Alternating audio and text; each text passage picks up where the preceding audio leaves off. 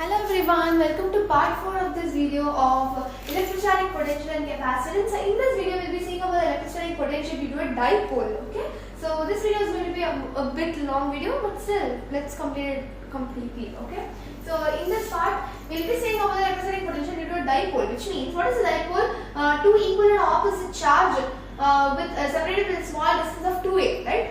So here if you see one charge is plus q and other charge is minus q, right? So here we separated by 2a distance. Now let's take this to a point P, which is at the distance r1, which is at a distance r2. If it is 2a, so I'm going to break this half, exactly half, and it will be a and a respectively, right? So the moment, which is dipole moment, will be always from minus q to plus q that we know, which is P. And let's take this angle to be theta, and let's take this angle to be 180 minus theta. Got it? So with this diagram only, we will be solving all this complete equation will be deriving. Okay, let's see. Now according to the superposition principle, the total potential here will be of the that we will be seeing in system of charges again. But still, let's have a basic introduction to that topic. According to superposition principle, we just have to, if we want to find the total potential, we have to add the individual potential here. So here we have the potential due to this charge and potential due to this charge, which is V1 and V2. I'm just going to add V1 and V2. For that, I have to find V1 and V2, right? So what is V1? V1 is K due to minus Q charge. So K minus Q by R1, and V2 is K plus Q by R2.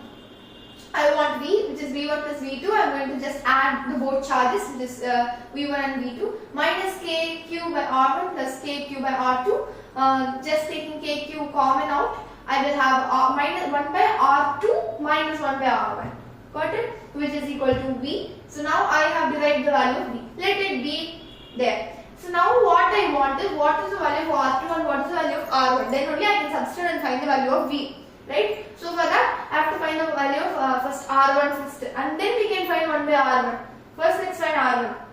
What is R1? According to the triangle law of vectors which we studied in the class 11, we know R1. This one is R square. This is R, right? R square plus A square plus 2AR cos theta. Why am I taking theta here, not 180 minus theta? Means the vector is in this direction. So if it is in this direction, I have to take this theta value only, not this 180 minus theta, it's theta only. So 2AR cos theta under root. Okay. So now which is R1 value. But what I want is R1 square, because I want to cancel the square root off. So squaring both sides, square and square root cancel, and similarly R2 also the same. But here what I am going to do is, I will take the theta value to be 180 minus theta. If the theta value is 180 minus theta, I can put cos 180 minus theta. What is cos 180 minus theta? Minus cos theta. Right? So instead of cos 180 minus theta, I have put minus cos theta here. That is what I have just written in. I have not written all the two steps here, just because you can understand. I am again repeating this step why I took minus 2a cos theta, because it is 180 minus cos theta here. If it is cos 180 minus cos theta, so cos 180 minus theta is minus cos theta. So instead of plus cos theta, I have taken minus cos theta.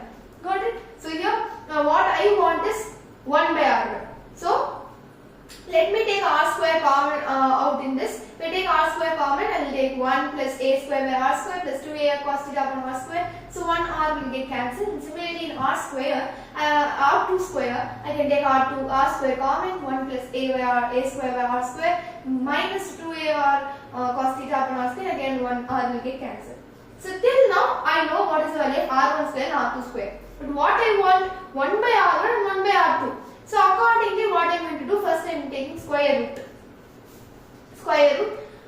So if I take square root, R square will become R, and then this value, let me to the power half I will do. But what I want, at the same time I want reciprocal. So I am taking reciprocating, I am again reciprocating this side. Instead of reciprocating this whole big value, I can put negative in the top of the power, right? And similarly for 1 by R2 also I can do the same. So now the condition here is R is much greater than A. R is much greater. So because of that, I can neglect this A square by R square. This value I can neglect, A square by R square, this value. If I want to neglect this value, I will get the answer to be like this, right? So if I am just going to neglect this two value, This is what I have written here, just the same step here. So now according to the binomial theorem, we know the formula 1 plus x to the whole power n is equals to 1 plus nx. So instead of the half to the power top, I can just multiply here by using binomial theorem, and I can cancel the 2 out here. And similarly, if I cancel, I get 1 by r1 is equals to 1 by r, 1 minus a cos theta upon r. And similarly for r2, 1 by r equals to 1 plus a cos theta upon r. So now I know what is the value of 1 by r1 and 1 by r2. And just now we derived the formula of v, just k cube 1 by r2 by 1 by r1. If I am just going to subtract this. So instead of 1 by r2 and 1 by r1, I can substitute this value what I found now. That is what we derived. What is difficult in this dipole derivation itself is deriving the value of 1 by r1 and 1 by r2. Now I found what is 1 by r1 and 1 by r2. I know what is 1 by r1 and 1 by r2.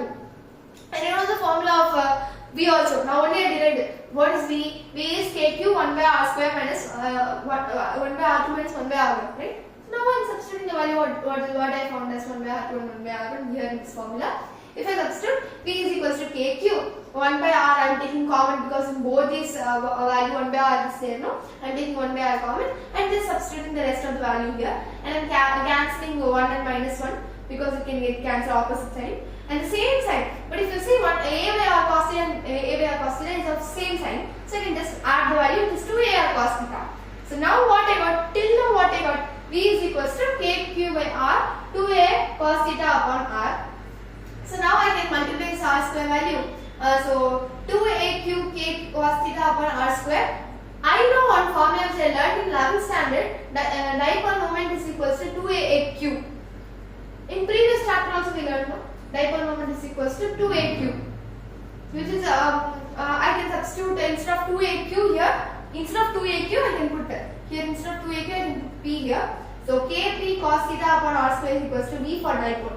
This is what a final derivation of electrostatic potential into a dipole. Now I derived what is the formula of electrostatic potential into a dipole, which is kp cos theta upon r square. Okay, wow. So now p, what is p? P is a vector quantity, dipole moment is a vector quantity, but we know v is a scalar quantity. V is a scalar quantity. Even how can v and p be equated? Vector and scalar quantity cannot be equated then, right? So for that what I am going to do is v is equals to kp, instead of cos theta I can put r unit vector, okay, r unit vector, as r is much greater than a, okay. So this is what is, I can put r unit vector here. So in order to make this equated with the scalar quantity, this will become scalar quantity then. Got unit vector. So point charge, we learned in the previous video, we learned about the point charge. Point charge formula is k q by r for v. So v is inversely proportional to 1 by r according to point charge. If we take dipole, kb cos theta upon r square is the formula. So here v is inversely proportional to 1 by r square. This is what the difference we need to differentiate and learn. Okay, so and then important conclusion that we are going to get from this is, if theta is equal to 0, which is dipole moment and r is of the same direction, this r vector and dipole moment is of the same direction means, which is axial, it is like this, it is of the same direction, which means theta is equal to 0. Okay, theta is equal to 0. Then I think if I put theta equals 0 here, cos 0 is what?